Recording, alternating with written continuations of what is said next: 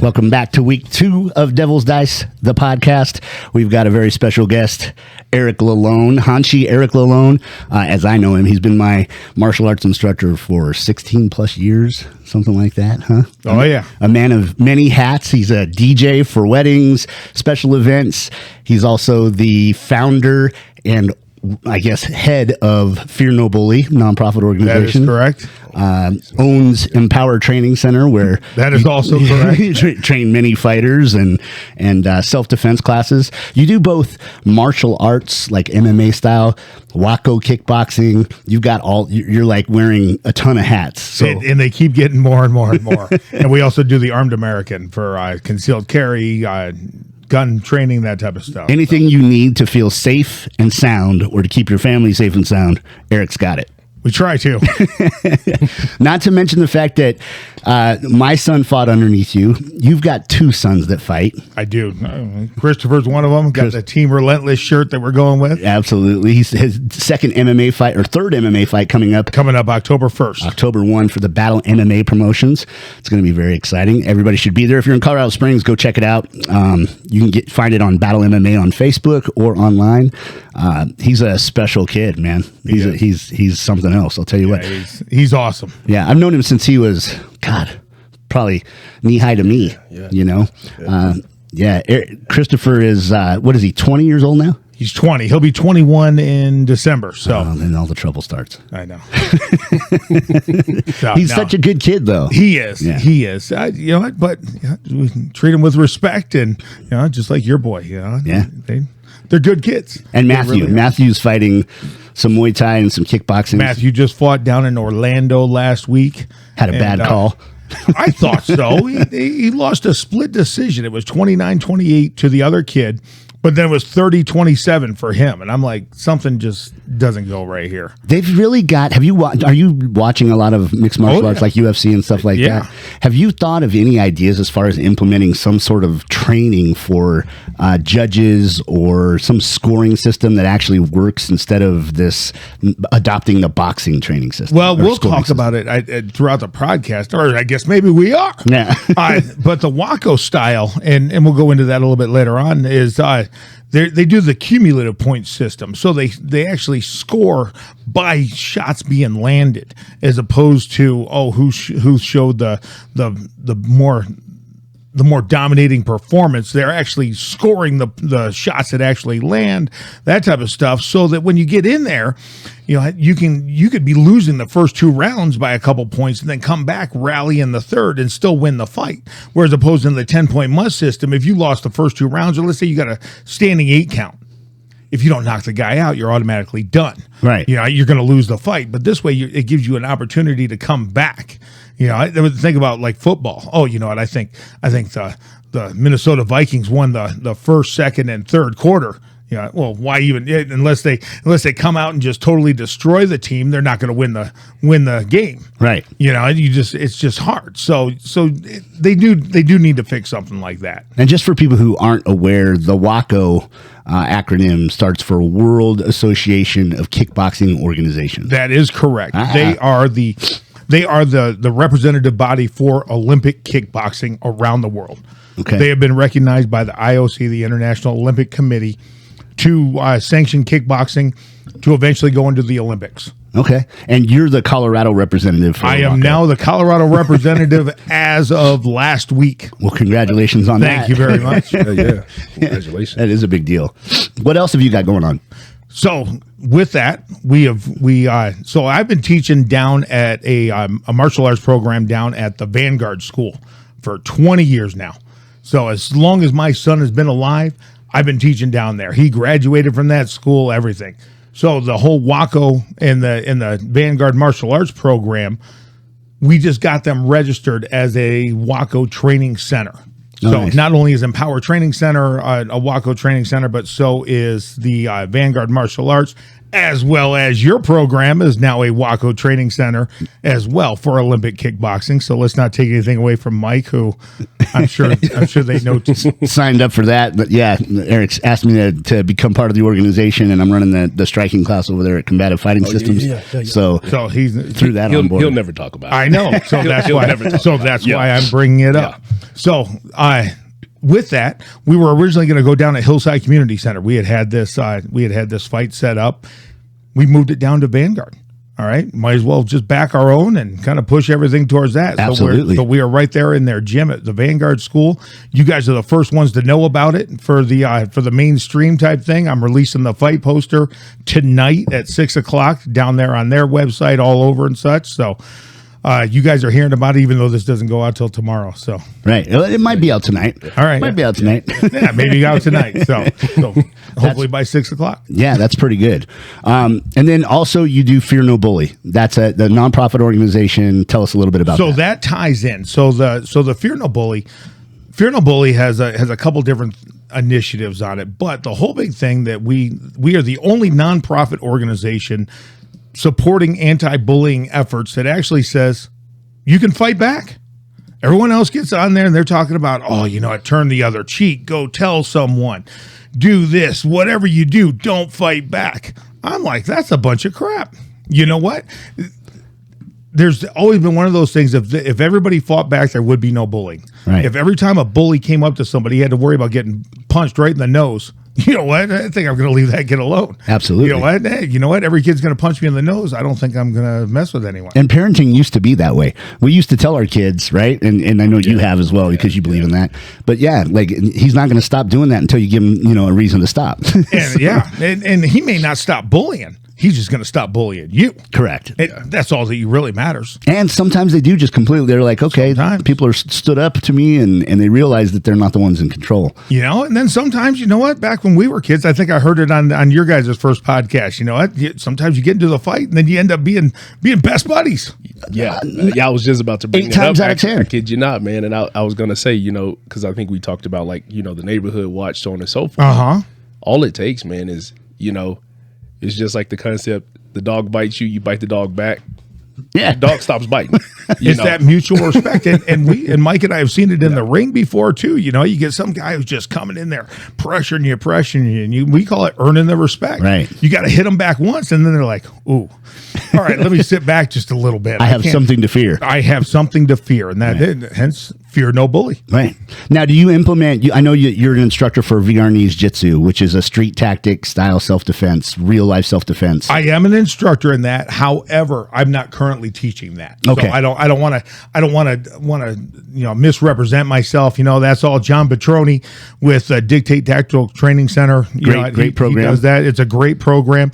I've taken aspects of it and stuff like that, but everything I teach is kind of me. So with Fear No Bully, what do you do? Is it actually bringing in kids into a class type situation and building up their confidence, their skills physically? So, what do you do with them? So what we do is I try to run 3 different programs, and they're all in development and such like that. So we're going forward. But the big one that we do is what we call, kind of took it off of the Avengers. You had the Avengers Initiative. So we've got the Shield Initiative. And the Shield Initiative is just kind of, we've done it in there that, if somebody's messing with you, the first thing you do is put your hands up there, and that's your shield. All right. Just like if you had a shield in your hand and somebody was coming at you, you put your shield up. Put your shield up there. Put your hands in that defensive position, but it's also offensive for you to be able to defend yourself. We're not looking for, like I said, just go in there. And my mother, God bless her, when I was a kid, she was always like, you can't hit somebody until they hit you. And it's one of those things that I'm like, listen, you know what? If they hit me, maybe that's the only one that gets thrown. Right. You know what? Yeah. So it's got to be that potential for violence type thing. If some guy's just sitting there calling you names, you can't walk over there and smack him. But, if he comes in there and he lays hands on you, boom, you got every right. So what we do is in that Shield Initiative, we gave it through a 5-part series. We hold the hand up. Okay. The first thing we're going to do is we're going to use our mind. All right. We're going to think about it. We're going to identify it. If you see a group of kids, that are going to pick on you, walk the other way. See if you can do that. If you can't, then you got to go in there and you're going to use your words. Okay. We're going to talk to them. Listen, you got no right to hurt me. Get away from me. use your feet. Okay. If you're able to walk away, do so. Fourth one, you're going to tell someone. All right. And you're going to ask for help is how we put it on there, because no kid wants to be labeled as the tattletale. So we ask for help. You know, hey, can you help me? This kid's messing with me. Can you please help me? Last one, it's go time. You make the fist. It's right there. It's time to defend yourself. Now, if these kids are up there and they're talking to you and all of a sudden they go hands on, it skips right to that fist right there, and you have every right to defend yourself. And I'll go in there. I've talked to many principals, teachers, all that stuff. Listen, no, this whole zero tolerance stuff is a bunch of crap. We are not going to go down that road. You know, this kid's not going to get suspended because he told you, he asked it, and there's things on the website as well as far as getting the going out there and making parent documentation for the teachers and stuff like that. You know, my kid will have every right to defend himself, all that. So yeah, and I actually had a situation like that with Tynan when he was training with you as well, and he was getting bullied in elementary school, and then it moved right into junior high or middle school, I guess they call it now. I'm so old, it's junior high back then, but it moved right into middle school where this guy just kept messing with him. I told him, I said, go in, and I adopted it from you. You told me about it, and I told him, I said, go into the office and tell him about it multiple times as needed. After you've told him 3 times, if he does it again, go do whatever you need to do. I will support you even if you get suspended from school. You have to be able to defend yourself. And that's the kid that caught him in the hall after he had already talked to the administration 3 times, and Tynan choked him out, put him to sleep, laid him down, and walked himself to the office and told what he did. And then they called me. Of course, I come down, advocate for him 100%. I'm like, do you guys have on record? Can you pull up his file and see if you have on record that he's come in and complained about this? And they're like, yes, we actually did. And I said, then what did you do about it? Well, there's nothing we could really do except have a conversation with him. Okay, well, it didn't work. So what was your next step? Well, we don't really have any other options. Well, then neither did he. You have to imagine that this is a child that's being bullied in school, is fear every day, loathing going down the hallways. There's nothing he can do either other than earn the respect of this kid. And he never messed with him again. So no. Absolutely. I believe 100% in that concept. So, but we are the only nonprofit who actually pushes for that. That's good. So that's good. It's hard. I get a lot, and believe me, it's a polarizing thing. Parents out there, no, what if my kid's the one bully? And I'm like, well, maybe your kid deserves a punch in the face. Then. You know what? If you're not fixing it, right? Then and why would you be okay with that? I know. Yeah. With your kid being the bully. Exactly. Somebody will fix it. Somebody will fix it. Well, hopefully one of our students. Yeah. Yeah. So. And so how do people donate, get involved, help you out with that organization as far as that goes? Right now, so this ties back into our previous thing. All the fights that we're doing, the WAKO fights and such, are going to support Fear No Bully. Okay, so tickets to get in. Ticket sales, all that stuff goes right back to Fear No Bully. So awesome. We're doing, Fear No Bully is the recipient of all these fight promotions. Awesome. So if someone did want to donate and kind of get maybe a tax deduction for a donation to Fear No Bully, how do they get a hold of you? They can contact me through Empower Training Center. That's where we're headquartered out of. So everything headquarters right out of Empower Training Center, and they could call me at that, or go to empowertrainingcenter.com. Okay. All right. Well, and then we could help them out from there. And do I have a donation link up right now? No. It's one of those things that we were just talking about. That you get so many things going on there that you gotta. Right. Well, being a nonprofit, you should probably get that done. I know. Yes. Get that taken care of. And I'll be honest with you, it's kind of hard because as a nonprofit, you need to go out there and ask for funds. But I would much rather deliver something to somebody and have them have a return of service for payment as opposed to, hey, just donate to us, right? Type thing. So that's something I got to get over. Well, all the more reason to donate to you. And it looks like you have little programs that you run with the kids, let them have some fun while they're learning certain things like that. Do you have annual events for it? We do. So we're doing a number of things. We're working on doing. So we've kind of turned it into. Remember that movie Dodgeball? Yeah. And they had the Ocho? Yeah. I kind of think of it that way. Yeah. The Ocho, and it's kind of like obscure sports. So we are doing, in October, we're planning it out now, we're going to be doing a lightsaber tournament. A battle saber tournament. Disney. Don't sue me. I want to make this clear. We are not Jedi. These are not lightsabers. All right. These are space samurai and battle sabers. So, but they're padded sticks that we call them battle sabers, and the kids go out there and they battle against each other for medals and everything. So that's cool. So that's what we're doing. And again, we're kind of putting it out there. The picture that you see here, this is a picnic or a carnival that we did outside of Empower. Had a bounce house there, and then we did some promotions for the kids class as well. Yeah. So I'm not sure if you can see it on Oh, nice. Yeah. You might be able to see it. Yeah, all right. If not, go to fearnobully.org. Yeah. And then I also know, and is this part of Fear No Bully? I know that you do the movie every year, or is that so? We do our different? movie camp. No, that is not part of Fear No Bully. But you know what? We do tie it in there to it because we tie everything together. Sure. You know, and everything we do, we kind of tie back into the Fear No Bully and such. But the movie that we do every year is a kids action movie. So it's a 2 or 3 day event. So cool. The kids go out there and they learn how to stunt fight. So they go out there, they learn to sell their punches and all that stuff. So somebody's punching and I'm punching you from this far away and you're snapping the head back and everything to show that the punch is. And then we go back in post edit, put the punch sounds in there and the hits and everything. Yeah. And the kids are designing their own movie. I come in with a basic idea and then they just go, well, what about this? What about this? Hey, sounds like a good idea. Let's do it. Yeah. So we had one, we called it the Jiu-Jitsu Games, which was just a big tournament that the kids did. And then one kid was like, I think I want to be like an Italian loan shark. We'll do it. So we had this kid, he was the fight promoter and he had a little cane and he had the Jiu-Jitsu Games uncensored out in the park and all sorts of stuff. It was really cool. How cool.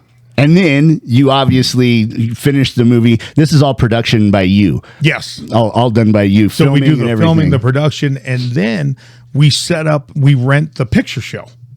And the kids get a limo ride from the school over to the picture show, and then they get to watch themselves on the big screen. And the picture show is a movie theater? It's a movie theater. I'm sorry. Okay. I guess we are kind of nationwide here on the podcast. Yes. We go to a local movie theater, we rent out the big screen, and then the kids get to invite as many people as they want. Man, come watch. That's awesome, man. How cool is that? They get to walk out of the limo and ride in the limo, and we've been using the same guy, Greg from Arena Limousines. He's been our limo driver for 10 years. Some red carpet treatment for the kids. That's exactly it. And these are kids that are involved not only in the Fear No Bully program, but also in your kids' in the Vanguard martial arts program, the martial arts program at Empower, everything. So. Okay. And what ages do you feel like you're are the best ages to start teaching someone some self-defense? When someone's got some children that they want, obviously it's a very strange time, a lot of stuff going on, or at least being acknowledged on the news that things are going on a lot more. What ages do you teach? It all depends upon what you're looking for and stuff like that. Listen, I'll be honest with you. There's not a 4-year-old out there that's going to go out there and beat up on a grown man. Sure. Yeah. Okay. Yeah. You know, movies be damned, whatever they say, you know, it's just not going to happen. You know, I remember the movie or the show Sidekicks. Yeah. When we were kids. Ernie Reyes Jr. going out there helping his cop buddy and beating and arresting people at 12 years old. Yeah. Yeah.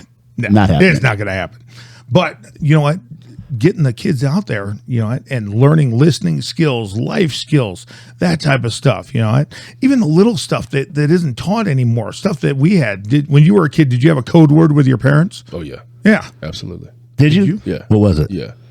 I don't remember it, but I know we had to have it. And then you had to be with somebody.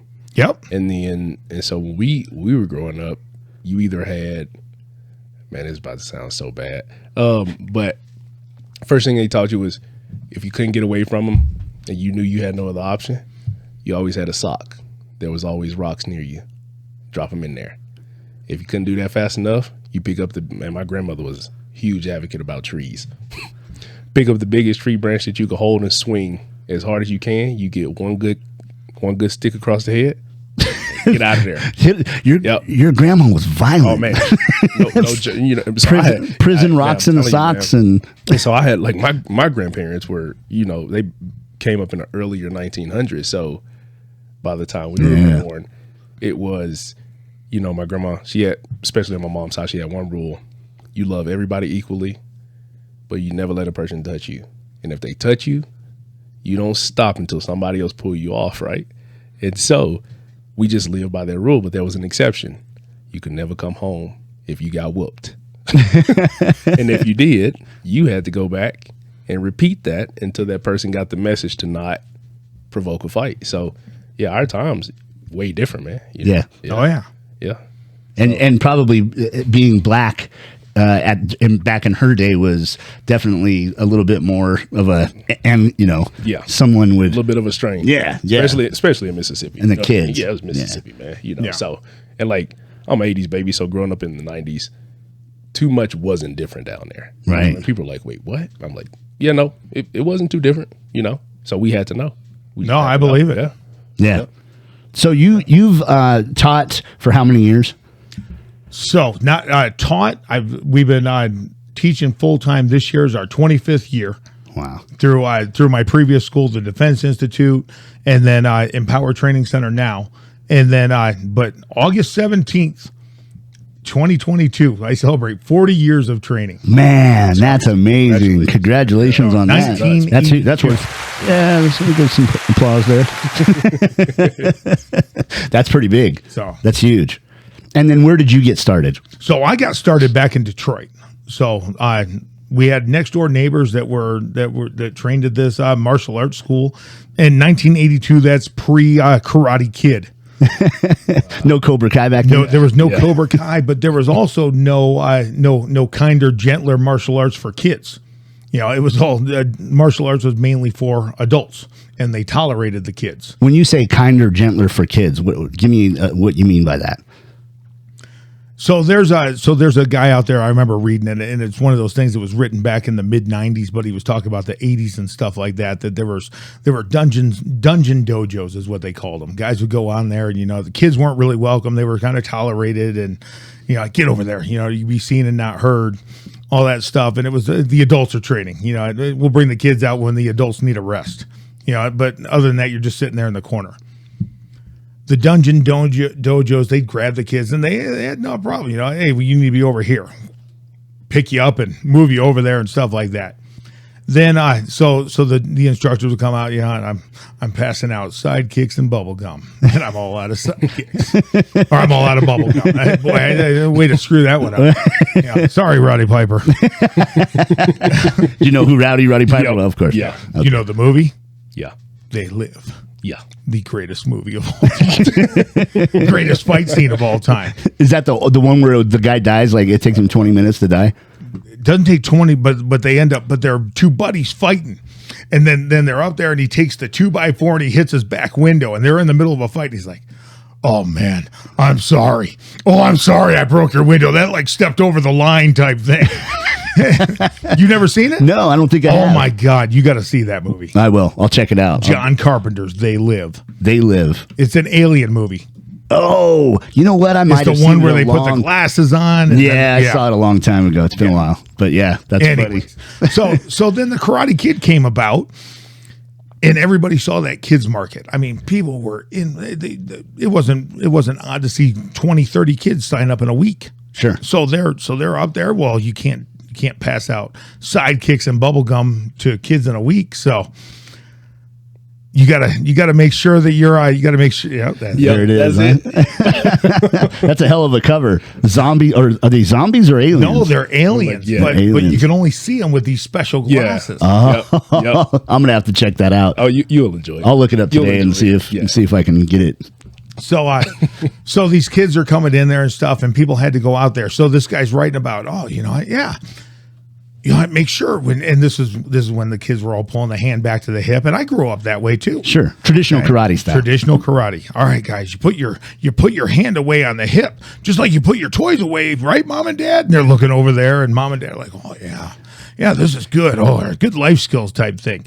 And then this guy's like, he promoted this kid to black belt. He walked out of his martial arts school and came back crying because he got whooped up by some kid on the street. Yeah, he showed up for class, got a black belt and at 9 years old. Yeah, so they said there needs to be a big medium between that. And I hope to think that I found it. You're not out there, beating kids with a stick. But at the same point, they're not running roughshod over everyone either, and worried about getting their ass kicked if they had to defend themselves, right? Yeah. Because nobody wants that. But there's that false sense of security. Yeah. I know a guy right now. His son's a 3rd-degree black belt in Taekwondo. He's 9 years old. No, that's insane to me. I don't get it. I don't understand that.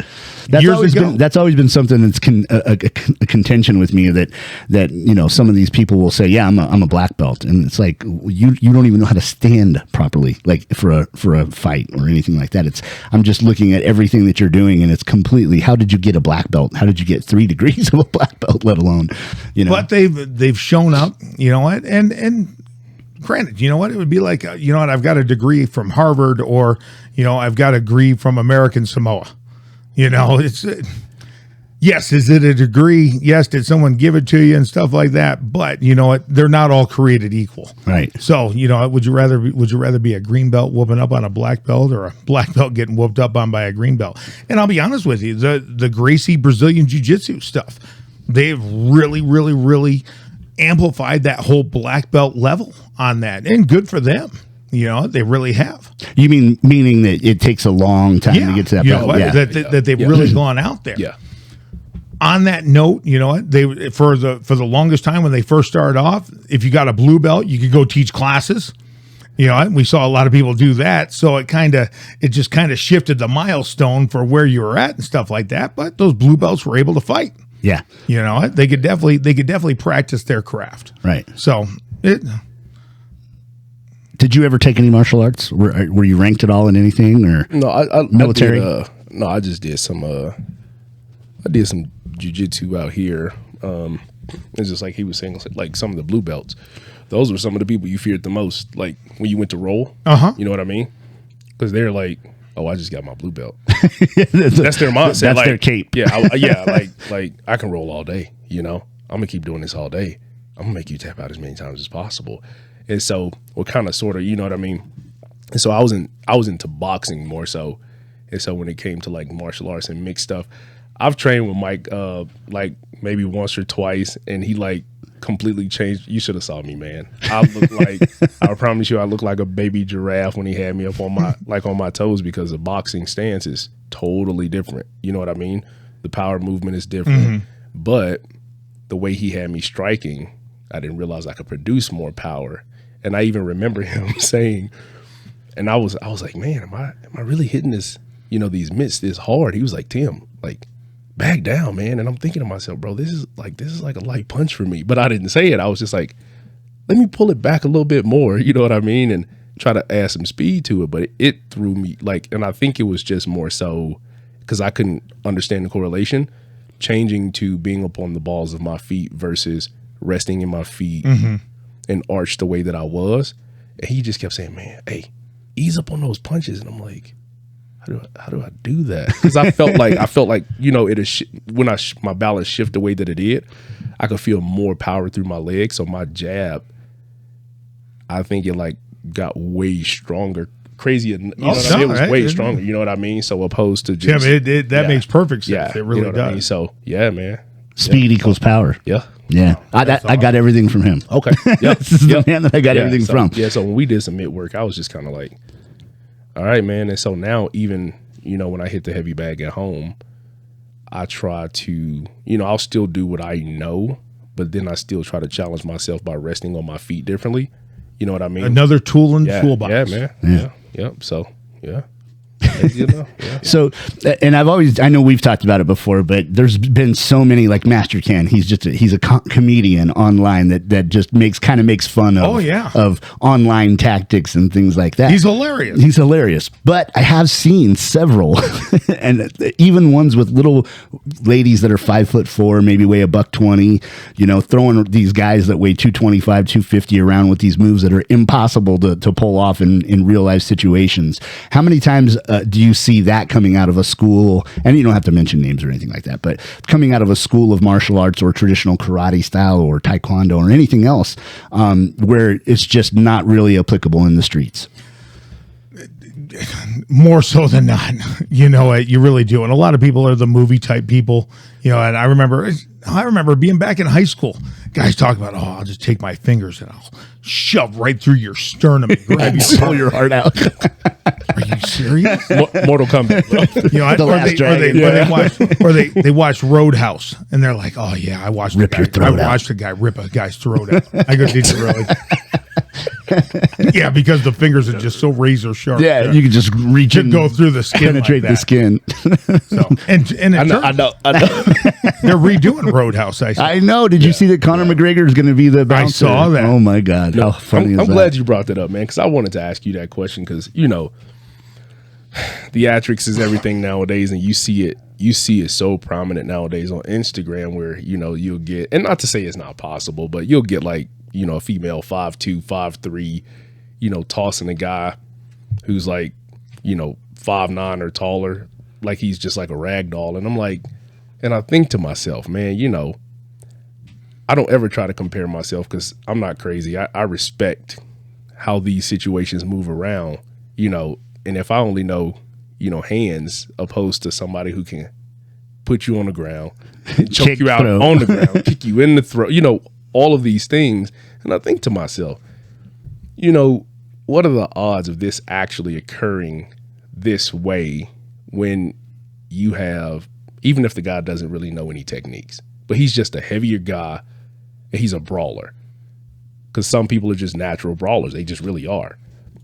How would that really play out? You know what I mean? And I'm like, so like, what would be your perspective on, you know, just say for the audience of, man, don't just look at this and think that it's just going to be, you know, that easy as what they see on Instagram or just tossing a big guy around on the matter. So, you know, so on and so forth. If this guy just starts to brawl with you, you know what I mean? What would be your take on? Well, when we first opened the Defense Institute, geez, I was 23 years old. You know, running my own business, all that stuff, and I had to laugh when they raised the age that you could stay on your parents' health insurance to 26. I'm like, are you serious? So, I had my own business when I was 23. Yeah, I know. You know, I'd already been in the Army. Yeah. I had already graduated college. You know, and I was opening my own business, all that stuff. Hey, Mom, can I get on your insurance for another 3 years? So, but anyways, we had this guy that came down from another martial arts school I trained at, and he wanted to grapple. Yeah, and this guy came down there and we were grappling with him and stuff. He goes, oh, you know what? At the time, Godzilla, the original movie had just come out, and they had a whole thing on there with his foot, and it said, "Size matters." He goes, yes, it does. He goes, I thought my technique was going to be great. He goes, but you and your partner, John, and he was just like, yeah, there was no moving you. I don't care how much technique I had. The size mattered. It absolutely, and it really does. Yeah. And on that, you know what? Everybody gets on there and they talk about, you know, oh, my martial art this, my martial art that. The days of, oh, my martial art is better than yours, all that stuff are over. You know, mixed martial arts proved that. Yeah. You know, they started that when they were, they had the ring card girls walking around with Kempo karate versus jiu-jitsu. Oh, yeah. You know, kickboxing versus boxing, that type of stuff, or savate or sumo or anything like that. Yeah. And the guys who succeeded were the ones who were well-rounded. You know, the big one I remember is Maurice Smith. Do you remember him? No. He was a kickboxer, fought back in the 90s. He fought for UFC as well. Fought like Coleman. Ronnie Coleman. Not Ronnie Coleman. God, I don't remember. It was so long ago. Anyway, so he went out there and he was fighting a guy named Conan Silveria. And they were talking about Conan's unstoppable power, all that stuff. And Maurice Smith was a pro kickboxer, like leg kick extraordinaire. So he's on there, oh my God, this is the unstoppable power of Conan. And he starts going and hitting him with these uppercuts. He's like, boom, boom, boom, pop, pop, pop, boom, and hits him. The guy backed him up. Maurice Smith right there. There he is, huh? And then he started chopping him with those leg kicks.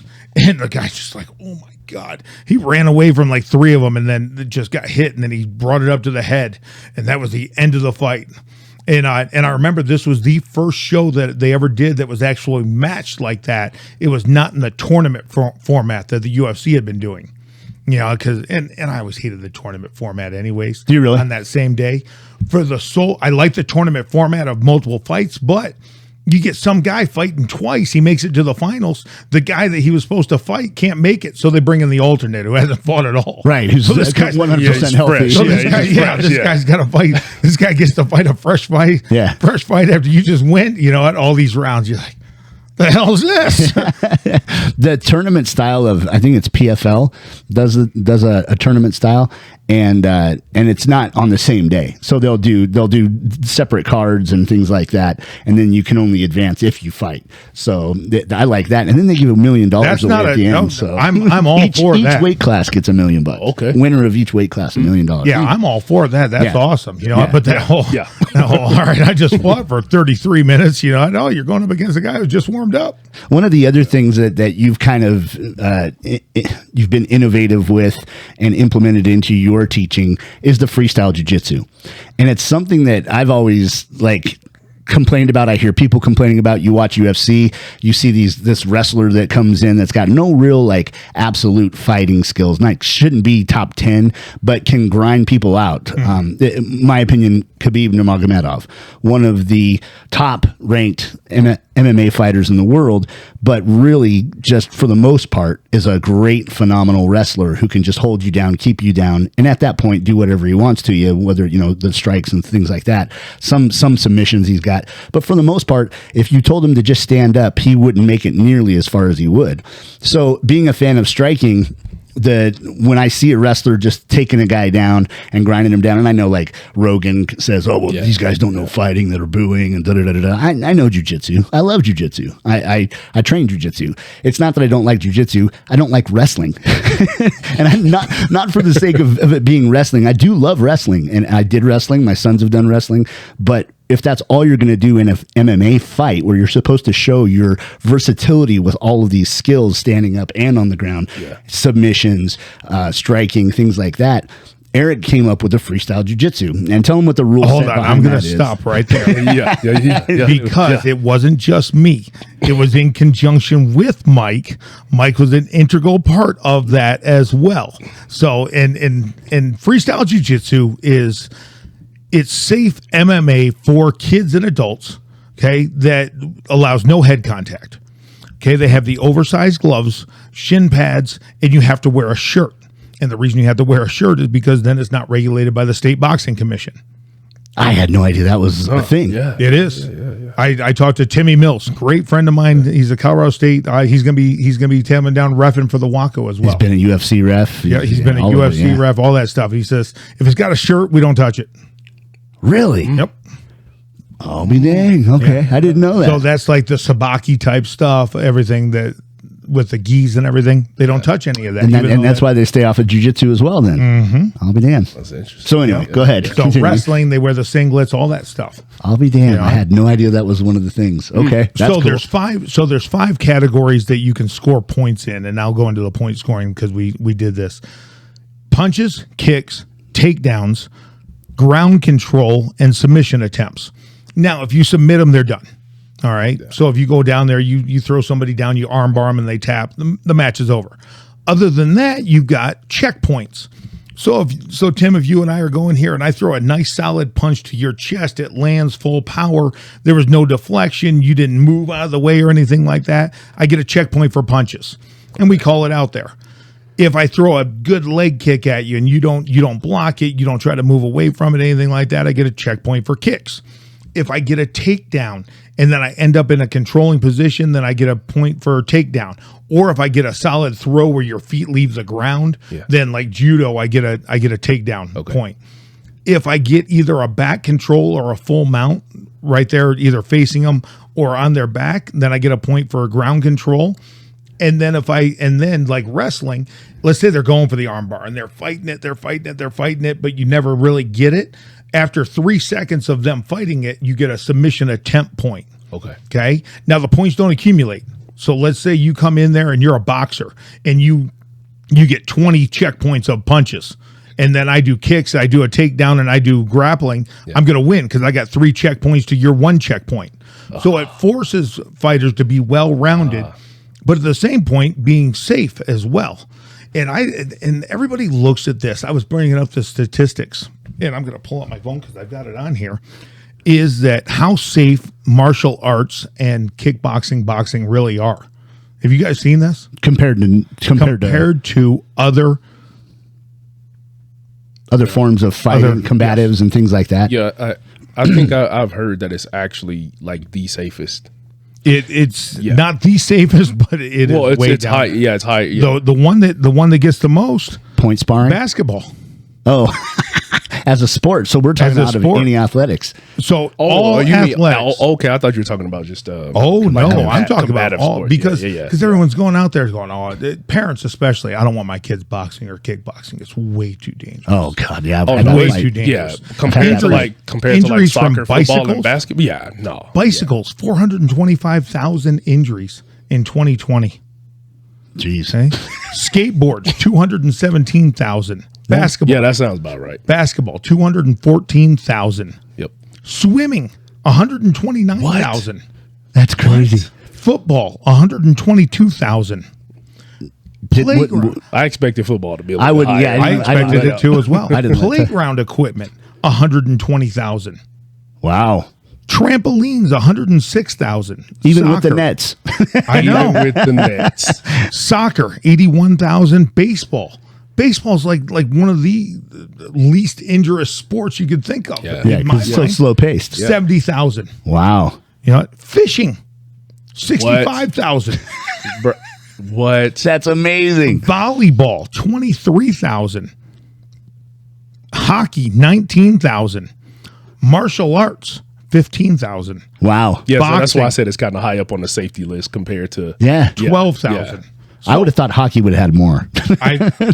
Rolling around on razors and ice and fighting. Soccer too. I'm wondering if the hockey players are just so tough. Yeah, they're not telling anybody anything. Absolutely, I believe that 100%. Yeah, that's crazy, man. Yeah. So, but it's just one of those things that I bring this up so that I can prove to parents that what we do is really, really, really safe. Yeah. You know, in the grand scheme of things. And like you said, football. You thought football would be up there. So would I. Yeah. You know, because the refs in football, all they do is kind of pick up the pieces after the play. Right. Yep. You know, all right, get off each other. Ooh, okay, we got an injury. Let's call out the doctors here. Whereas the ref in boxing, kickboxing, martial arts, MMA, all that stuff, they're going out there.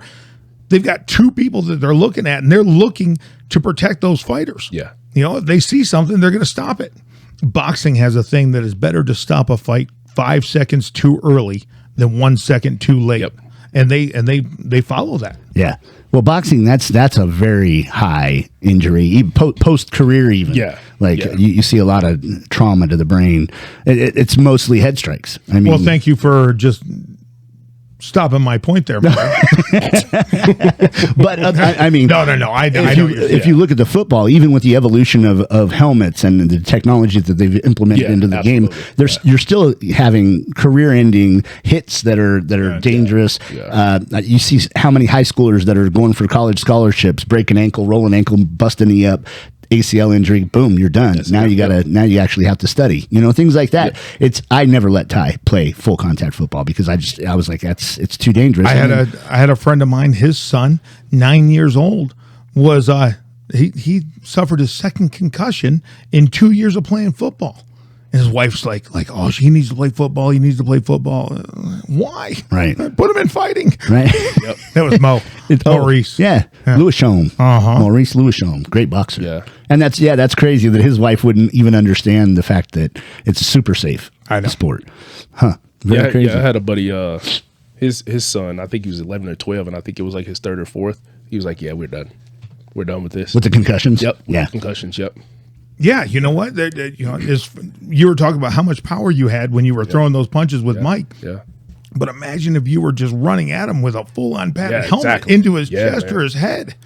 No, thank you. Nearly as much power. Yeah, exactly. And your whole family has fought. Your wife Janet has fought. So yes, my wife and I were what they call a dojo romance. So we met at the martial arts school and started dating and stuff. And she was fighting, I was fighting, all that stuff. And now we got two kids fighting, and even our oldest Cliff has fought. So has he really? I didn't know Cliff had fought as well. He never fought full contact, but he did fight judo. Oh, okay. And I'll tell you what, I attribute anything body contact. You know what? That you're actually taking hits on the ground, jiu-jitsu, all that stuff. You know what? That's full contact. Yeah, absolutely. That's not going out there and doing your forms and doing your game of tag, which, you know what, is skillful. Don't get me wrong, but don't compare it to what we do. Right. Because it's not. Oh, I'm a fighter. Yeah. No, you're not. No, you're not. You're really not. Yeah. Yeah, I've had some issues with that, even with jiu-jitsu, and I love jiu-jitsu, and I kind of understand it now a little bit more, but I used to have such an issue with jiu-jitsu players saying, I fight this weekend. You're not fighting. You're not fighting. You're rolling around with some guy in pajamas. Yep. Well, you're come to find out, I decide I'm going to start training. Yeah. I've had more damn injuries in jiu-jitsu than I ever had in Muay Thai and MMA, anything. Yeah. So yeah, no, it's definitely a fight. It's pretty awesome. What do you have coming up as far as is it WAKO? So I used to call it WAKO. And I was like, it's just like the city, Davidian compound. That's what I thought. And then they're like, no, it's not WAKO. Must be WAKO. I'm like, no, I can remember that. I've dated enough of them. This is the correct one, right? You know what? Yeah. Oh, yeah. Right? Okay. Yep. So that is the Team USA right there. And, which Christopher has fought on as well. Christopher has fought on and will be fighting on again. So last year we went down to Italy. Well, hold on just a second. Yeah. It's not WAKO. It is WAKO. WAKO, okay. All right. So I don't care how many you've dated. It's WAKO. All of them. So I know I got you, huh? Yeah. So I thought the same thing. Somebody's going to listen to this. I got to thinking about it. Somebody they were just had it on Bill Maher. Some guy made a joke. It says all women are bi. It says you just got to decide if it's polar or sexual. I saw that meme a long time ago. I was like, that's pretty good. Yeah, we just got in trouble. No, you're fine. No. It's trouble I can handle. So the WAKO Kickboxing, Team USA, Christopher fought for it. He fought down at Nationals, didn't win for the K1, and K1 is different from Muay Thai in that you can throw punches, kicks, and you can clinch and throw one knee, and then you have to let go. So it's much quicker paced. They're not in there hugging and moving around and stuff like that.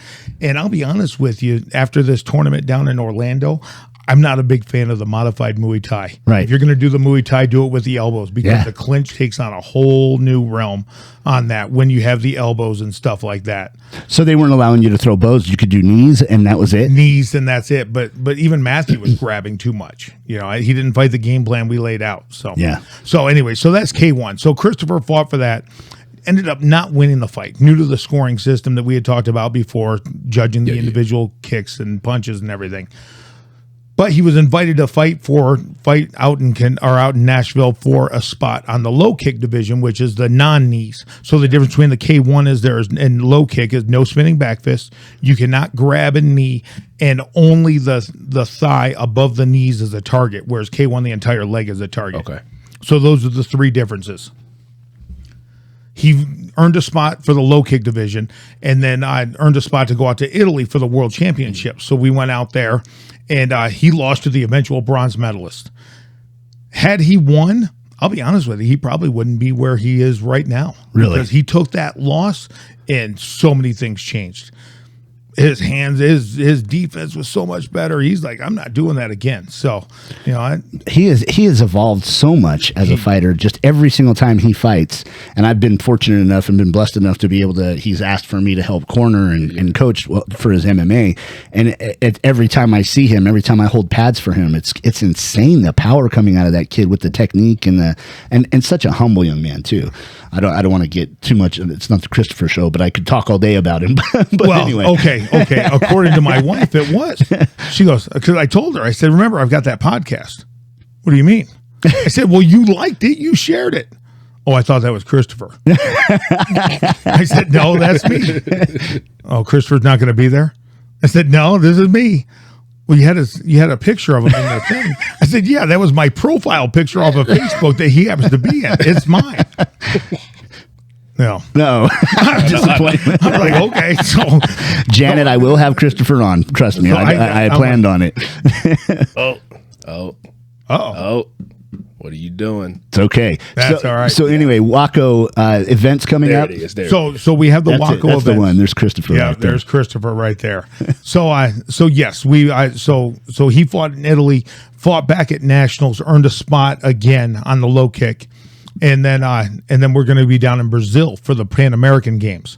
We are actually going out to Chicago in 2 weekends for the training camp for that. We'll take Matthew as well. Oh, wow. So Matthew will be down there. He's an up and coming junior fighter, because in WAKO it's nice that they call them senior juniors or advanced juniors. They're for 17 and 18-year-olds. So you don't technically have to fight for the adults in WAKO until you're 19. But in the United States, and you and I have talked about this, you get guys who fight 4, 5, 6 fights. Oh, I'm turning pro. Yeah. I talked to the Polish heavyweight out in Italy. Yeah. Hey, how many fights do you have? I've got about 150. My trainers are talking about turning me pro after another 20. Still an amateur. Yeah. And in Thailand, the Muay Thai, that's I mean, by the time you're 13, you've got 20, 30 fights under your belt, and not even considered really a fighter yet. You know what I mean? So I laugh, and it was so funny because when we were out there in Italy, Christopher had just lost to the guy from Belarus, I believe it was. He ended up winning the bronze medal. Wow. And so he's third best in the world. Christopher basically ranked fourth in the world. So Christopher got a standing 8 count within the first 15 seconds. Yeah. Took another 12 seconds later. Wow. And he came back, and actually, had it gone a 4th round, he may have finished him. I mean, people were still talking about it. It was awesome. So it was awesome to see all that stuff. But we come back to the hotel room. Chris was kind of bummed out and stuff like that. But I see some local guys here in town talking about, I'm not going to sully my student's record. He's 3-0, and I'm not going to sully his record by fighting an 0-0 fighter. I'm like, these guys pro? No, they were amateur. I'm like, come on, are you serious? And we've talked about it before, like some of the greatest fighters in the world. Like, let's take Israel Adesanya, Anderson Silva. How many amateur fights do they have?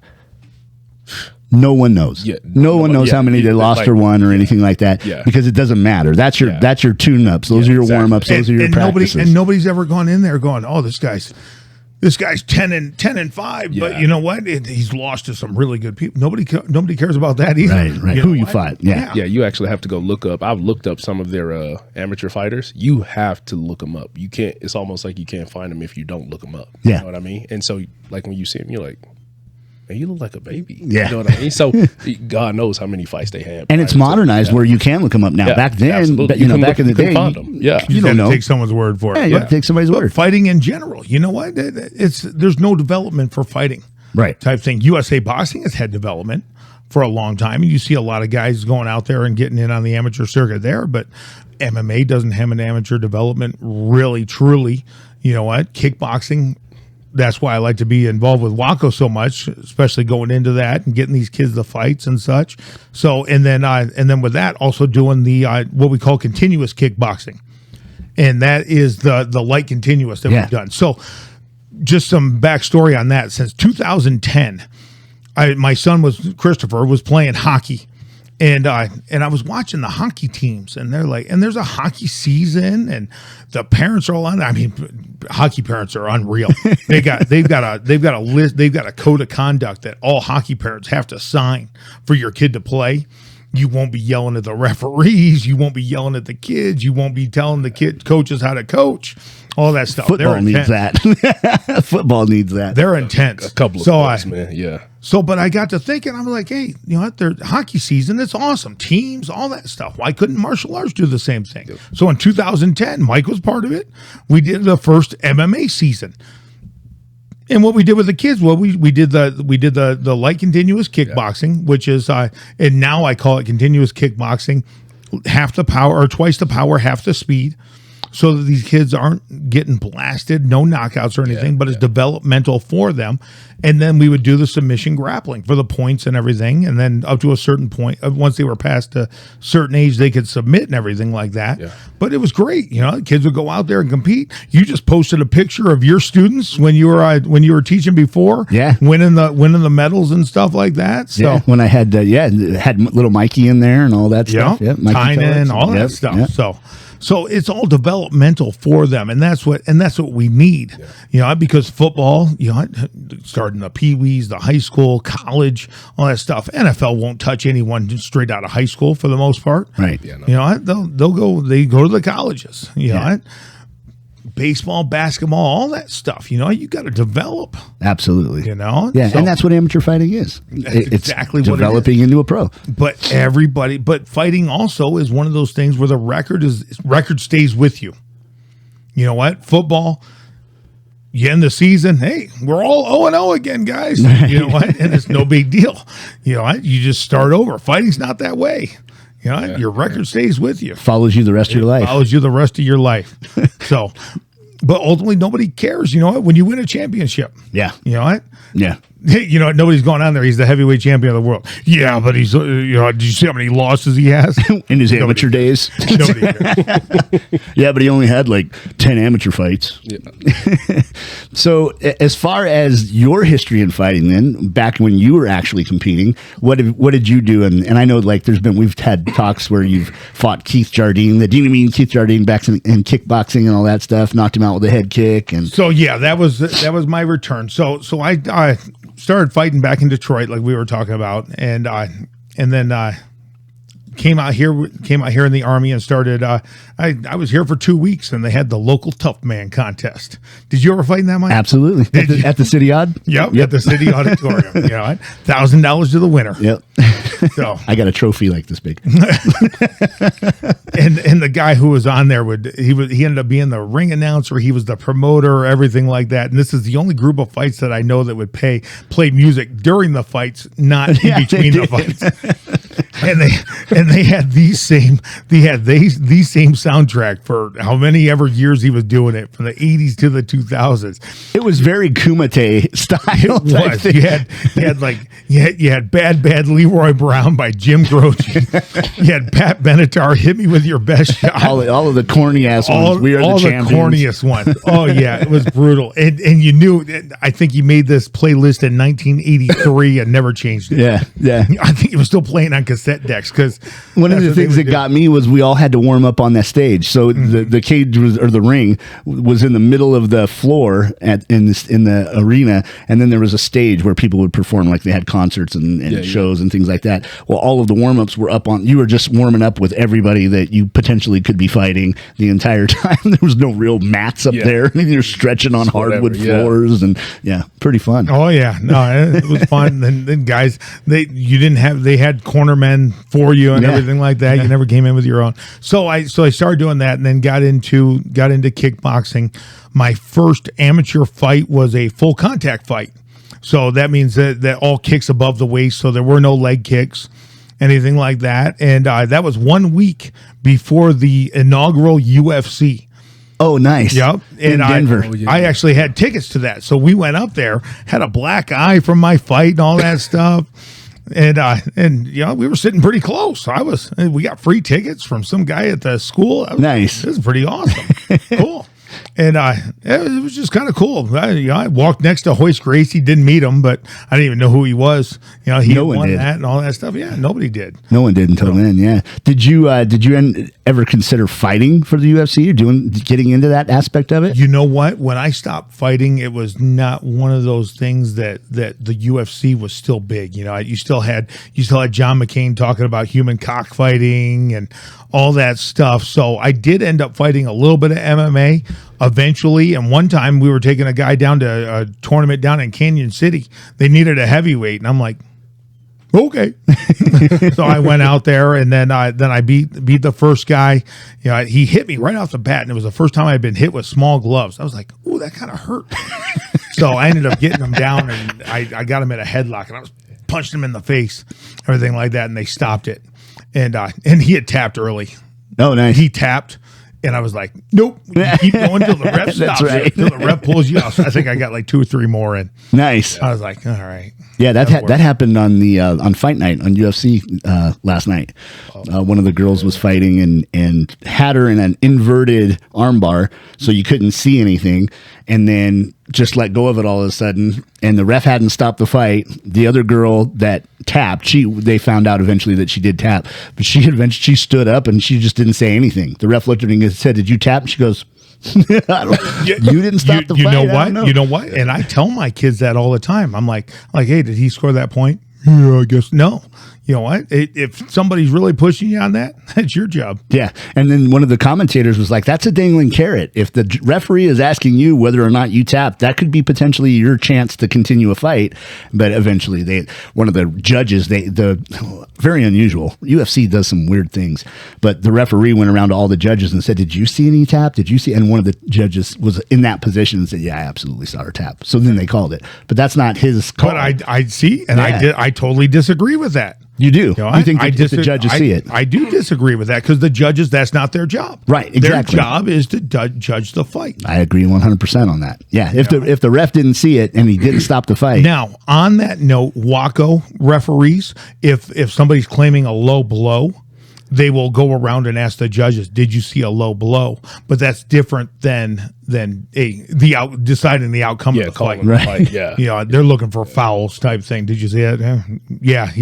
So they'll give him the time and everything like that. Yeah. So you're bringing WAKO, since it's so brand new, you're bringing WAKO into Colorado.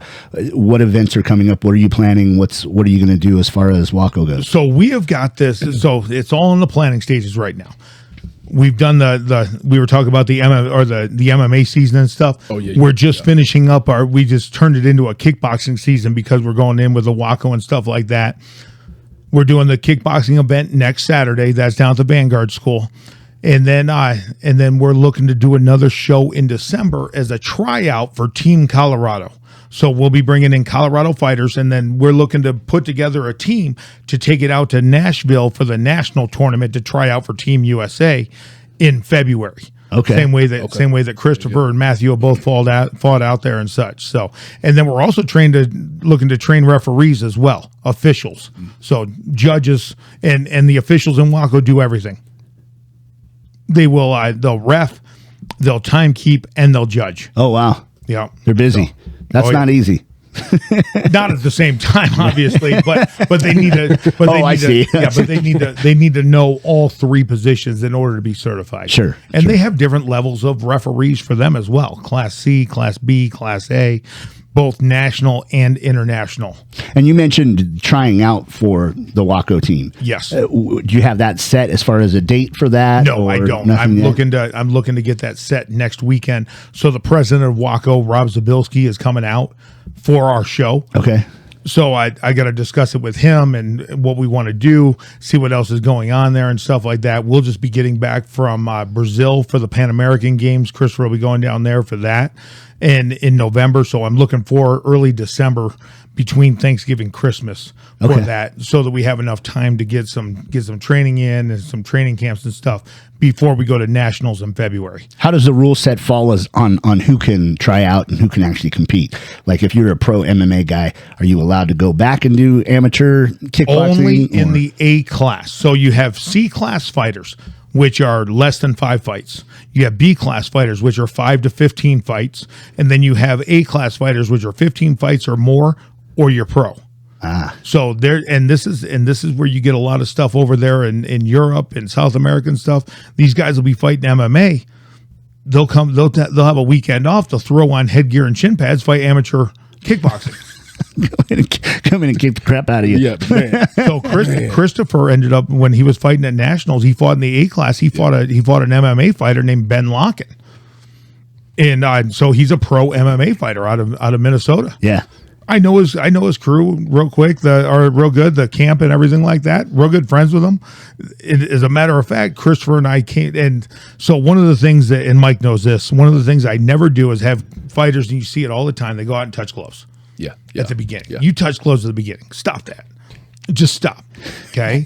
And He'll yell at you. He'll hit you with a stick, everything. yeah, I don't hit you with sticks. I'll threaten to hit you with a stick. So, but you know what? The real reason I do this is because it gives people an open shot. And I watched a kid last year down in Florida. He went out there for this. The guy went with his hand, threw a spinning back kick, and broke his jaw. Ugh.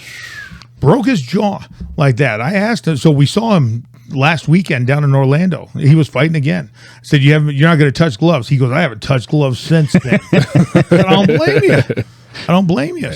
Yeah. So we make sure they don't do that and everything like that. So you got to, and I don't even remember what I was talking about. That's a guaranteed way to get the entire crowd against you, is to pull a dick moves like that. Like, I mean, it happens all the time in boxing, though. People will go out after, like an accidental call or something. One fighter might go to touch a glove, and the next fighter, pop. Yep. So, Christopher's goal was to go out there and kick him right in the face. Yeah. He goes, I'm going to throw a front kick right at his head. And he did, and it scored.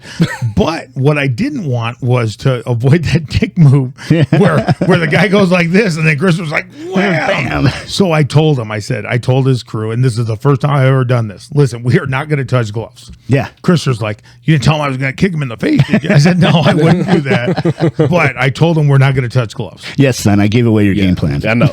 Good luck. Because I'm not on your side. I should have told him, hey, we're going to kick you in the groin. Yeah. Drop your hands. Protect get him your down groin. here.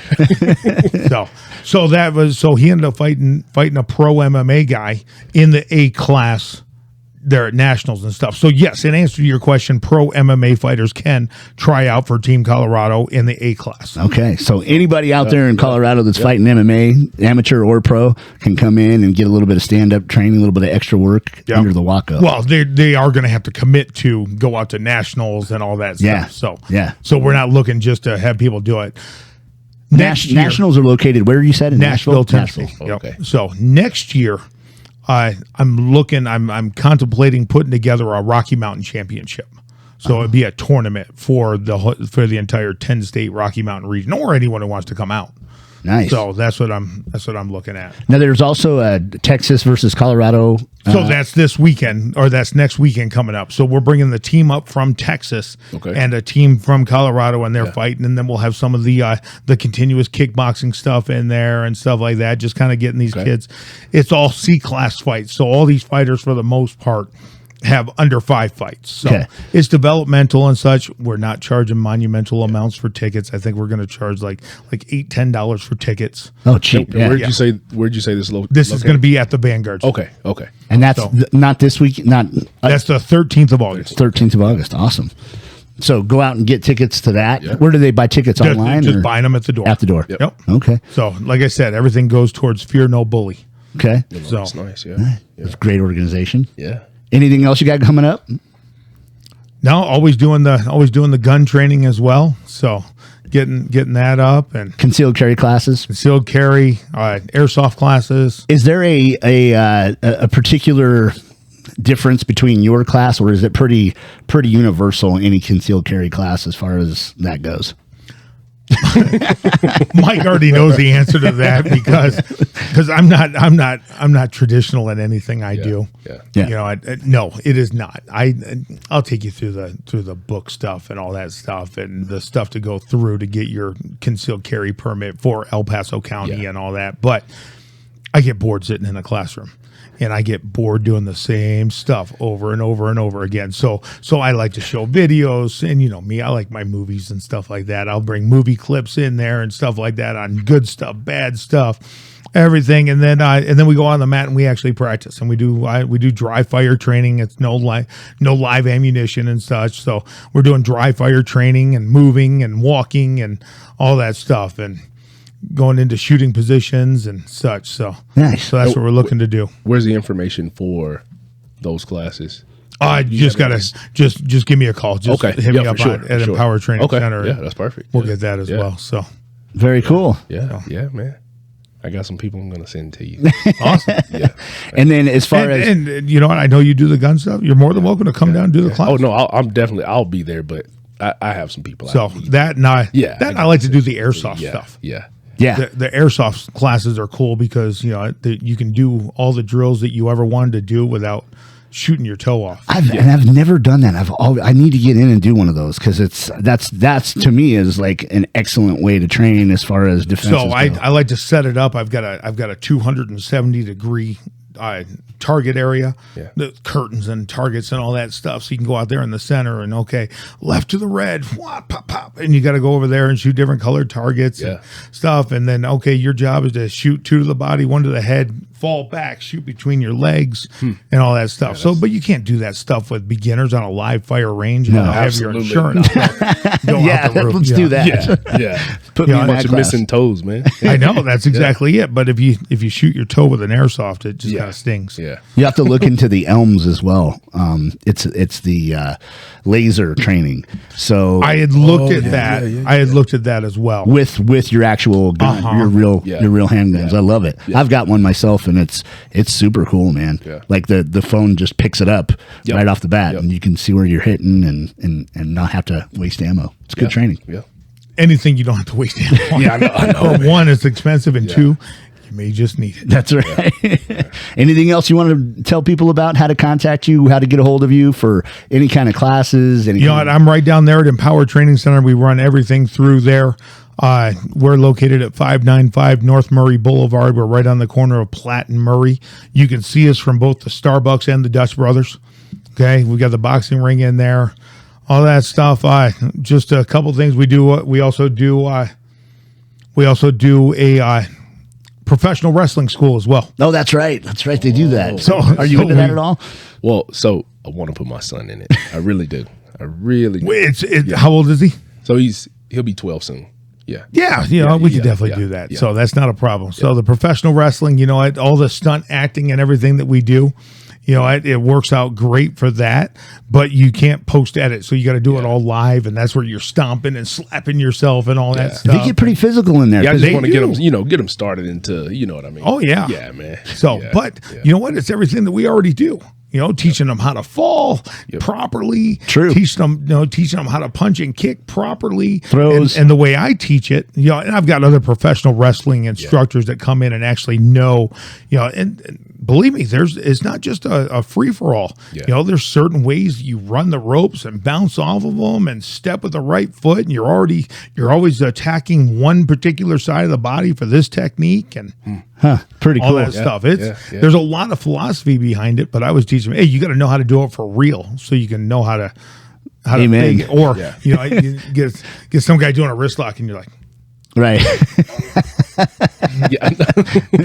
You got to be able to sell it. Yeah. And so everything you do down there, as far as at Empower Training Center, professional wrestling, street tactics, you're still doing some of that as far as safety goes. Do you have a women's only classes or women's self-defense type thing? Or? So we do women's only classes or women's self-defense classes through the Fear No Bully program. Okay. So on that, we're kind of doing a subset of that we haven't really launched yet, called Fear No Violence. Okay. Type thing for the women and such like that. And that all stemmed from one that we used to do before called Stop, which was Stop Taking Our Pride. And we'd go through it, but Stop ended up, there were like 60,000 businesses with called Stop. Yeah. So women's self-defense, obviously Muay Thai kickboxing. Mm-hmm. We do the WAKO Kickboxing, the K1. That's the big one that we're pushing. And then the Muay Thai. And the Muay Thai is right there. They're their own thing. We'll jump into it, but I kind of do the K1 is right in the middle. Go back a little bit, you got your low kick, you got your boxing, you move up a little bit, you got your Muay Thai, your MMA type thing. So we hit right in the middle, and you can go from there. Little basic skills, get some training underneath you. And like I said, it's just faster paced. Awesome. They're not in there wrestling around and stuff, which is fine, but like I said, it really doesn't take it in there unless you got the elbows to go with it. Right, with Muay Thai. And I'm realizing that more and more. Yeah. You gotta throw bows, man. Yeah. I love bows. Christopher fought that first one for the elbows there at the Colorado Muay Thai Championship, and he won that. Oh man, he took some serious elbows. That kid has got such heart. I mean, it's amazing to me. I watched him take punches that I would have fallen to, like insane, and just this dude elbowing him in his face, and he'd throw a spinning elbow right back at him just to kind of like get the point back. It was insane. He's a great fighter, and Matthew is just impressing the hell out of me coming up. So we just did that Smoker, and they had a fighter in in there. This guy had thighs about the size of your torso. And huge dude. Oh my God. Muay Thai shorts, wearing the armbands, like looked intimidating. And Matthew's only 17 years old. This guy's like 26, 27 years old. My wife is filming it and she's looking at me like, what did you do to my son? And I told him, I said, listen, this guy's an adult. You know what? If we need to throw in the towel because you're getting overwhelmed, that's fine. Matthew, oh my God, went in there and just destroyed this guy. Dude, tooled him up, like didn't even hesitate. Went in, started, initiated the contact, hooked him up, started kneeing him. Gave him a standing 8 count numerous times. Knocked him down twice, he did that submarine kick where he knocked out his base leg and all that stuff, and they just threw in the towel. Yeah. This dude threw in the towel. Quit on Matthew. Oh, look, and that was your conversation with him. No, he was like, "Oh, okay, amazing, okay, amazing." Yeah, almost like, oh yeah, I'll get a towel thrown in. Yep. So 7 days a week, or when you have your classes? 6 days a week. 6 days a week, Monday through Saturday. Monday through Saturday. I'm here doing the podcast. I know that's why they don't do Sundays because of us. Because of us. In honor of Devil's Dice podcast. That's awesome. I love the name too. Yeah. So, thank you. That's awesome. It's a pleasure to be with you guys. It's hard to find a name that nobody else has. No, man. Yeah, man. But okay, your socials, you're on Facebook, you're on Instagram. Facebook only. Facebook. No Instagram. Yeah. I got to do the Instagram. You got to get modernized. I know. I'm sure this kid knows how to do it. He could probably set it up for you. So no, we're going to set it up mainly for the Colorado kickboxing and such. So awesome. Looking forward to all of it. Hanshi Eric LaLone, Empower Training Center, WAKO Kickboxing, Fear No Bully, Man of Many Hats, DJ Extraordinaire. How do they get a hold of you if they want you as a DJ at their wedding? You know what? I'll be honest with you. Are the kids doing it now? The kids are doing it. Okay, he's passed it on to the boys. I passed it on to them. With all the fighting and everything, it's all on the weekends and stuff. Yeah, and now they're not even able to do it right now because they're both fighting like crazy. Is that their plan? Are they planning on taking it full career? I don't know. Oh, the fighting or yeah, the fighting. Oh yeah. I think they're going to do great at it. Yeah, they want to, and they got good backing. So. Absolutely. Yeah. Well, it's a pleasure having you, my friend. Always good to talk to you. Next week we're going to have Jake Loggins. I think you're familiar with Jake Loggins, blues player from Colorado Springs. Very talented individual, very funny individual, and he's tall too. So. There you go. We'll figure it out. If you don't know Jake Loggins, Google him. His music is phenomenal. His dad, Lobo Loggins, is a phenomenal blues player. But we're going to sit and rap with him. He's also a huge MMA fan. Has like the stats and a ton of MMA knowledge. So if you're into that, check us out. Thank you again, Eric, and good luck to you in the future endeavors. Thank you. All right. I always screw.